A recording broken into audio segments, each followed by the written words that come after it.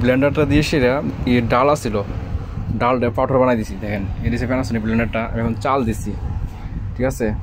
চালটা কত মিনিটে ফিনিশ গুড়ির মতন হয় দেখি, ঠিক আছে। আমি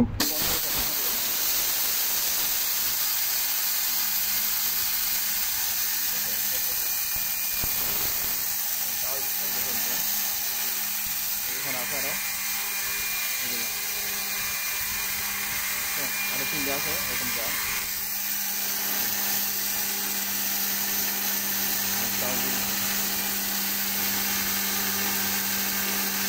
1000 ওয়াটের ট্রাই করি।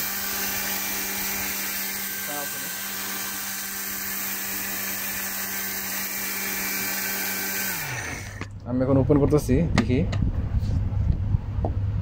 এই দেখেন ঘুরিয়ে গেছে, একবার ঘুরিয়ে গেছে, দেখছেন।